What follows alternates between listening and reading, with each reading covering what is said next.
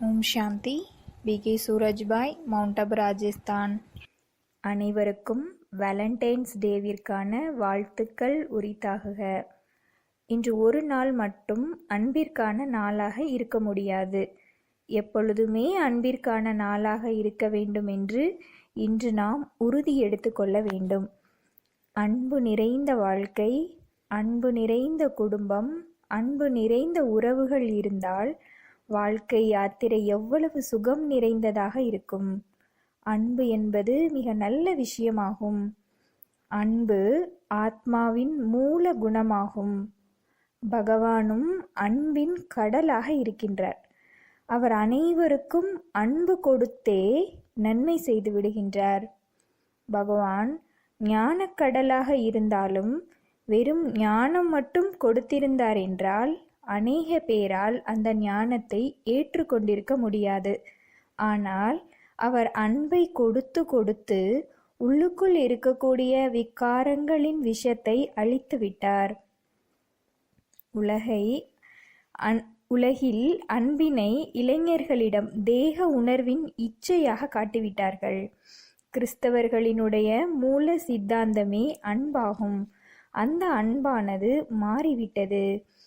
இதன் விளைவு அன்பு குறைய ஆரம்பித்து விட்டது. காம இச்சைகள் அதிகரித்து விட்டது. இதனால் அநேகருடைய வாழ்க்கையில் அநேக தடைகள் ஏற்பட ஆரம்பித்து விட்டது. உண்மையான அன்பு என்பது இரு சம்பந்தங்களுக்கிடையே மோதல் இல்லாமல் இருப்பதாகும். இதற்காக ஒருவர் மற்றவரிடம் பணிந்து செல்ல வேண்டும். ஒருவர் மற்றவருடைய சிந்தனைக்கு மரியாதை கொடுக்க வேண்டும். காரிய விவகாரங்களில் அன்பையே வெளிப்படுத்த வேண்டும். பேசுவதும் அன்பாகவே பேச வேண்டும். இதுவே உண்மையான அன்பாகும். தேக உணர்வின் இச்சையே காம உணர்வாகும். தேக உணர்வின் அன்பு இச்சையாகின்றது. ஸ்வயம் பரமாத்மா நம் அனைவருக்கும் ஆன்மீக அன்பு செலுத்த கற்றுக் கொடுக்கின்றார்.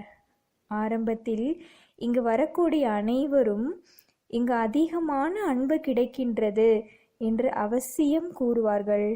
இங்கு தேக உணர்வினுடைய அன்பிற்கு இடமே இல்லை.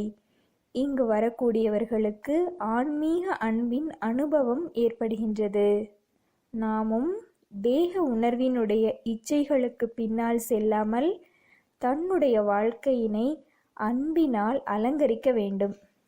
தாயினுடைய அன்பில் தேக உணர்வினுடைய இச்சை இருப்பதில்லை.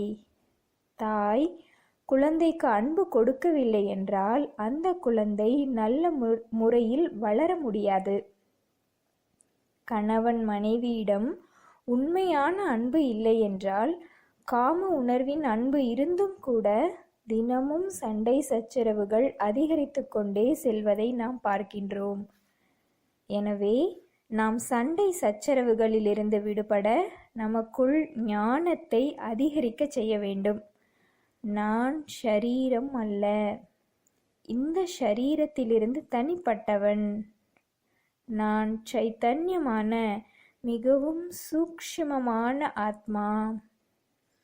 எப்பொழுது நாம் ஆத்மஸ்வரூபத்தில் நிலைத்திருக்கின்றோம் அப்பொழுது தேக உணர்வு குறைய ஆரம்பித்து விடுகின்றது. இதனால் நம்மிடம் தேகத்தினுடைய திருஷ்டி அழிந்து ஆத்ம திருஷ்டி அதிகரிக்கின்றது. மேலும் நம்மிடம் பரஸ்பரமான உண்மையான அன்பு இருக்கின்றது. எந்த குடும்பத்தில் அன்பு இருக்கின்றதோ அங்கு மகிழ்ச்சி நிறைந்த சூழ்நிலை இருக்கும். அவகுணங்களை பார்ப்பதால் தான் அன்பு அழிந்து விடுகின்றது. பிறரை பாராட்டுவதினாலும் ஊக்குவிப்பதினாலும் தான் அன்பு அதிகரிக்கின்றது. நாம் பிறருடைய அவகுணங்களின் மீது கடுமையான பார்வை வைக்கக்கூடாது. தன் மீதுள்ள அவகுணங்களின் மீதுதான் கடுமையான பார்வை வைக்க வேண்டும்.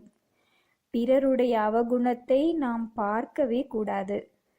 புத்திசாலி மற்றும் சூக்ஷ்ம பார்வையுடையவர்கள் பிறரிடம் மறைந்திருக்கக்கூடிய நற்குணங்களை கூட கண்டறிந்து விடுகின்றார்கள். இதனால் அன்பு ஏற்படுகின்றது. இந்த அன்பு தேகத்தின் மீதுள்ள அன்பல்ல, இதுவே ஆன்மீக அன்பாகும். நாம் அனைவரும் ஆன்மீக அன்பை அதிகரிக்க வேண்டும். இந்த நேரம் அன்பு கடல் பகவான் அனைவருக்கும் அன்பினுடைய பரிசை கொடுத்து கொண்டே இருக்கின்றார். அவருடைய அன்பை அடைவதற்கு நாம் கட்டளைக்கு கீழ்ப்படிந்த குழந்தை ஆக வேண்டும். பிரம்மாவின் குழந்தையாகிய நாம் ஆத்மஸ்வரூபத்தில் நிலைத்திருக்கக்கூடிய பயிற்சியை அதிகமாக செய்ய வேண்டும். இதனால் பரமாத்மாவின் அன்பிற்கு பாத்திரமானவராக ஆகிவிடலாம். அவருடைய கட்டளைப்படி நடப்பதை தன்னுடைய வாழ்க்கையின் லட்சியமாக ஆக்கிக்கொள்ள வேண்டும். இதனால் அவருடைய அன்பின் மழை நம்மீது பொழிந்து கொண்டே இருக்கும். இதுபோன்று இன்றைய நாளின் ஆனந்தத்தை நாம் அனுபவம் செய்வோம். ஓம் சாந்தி.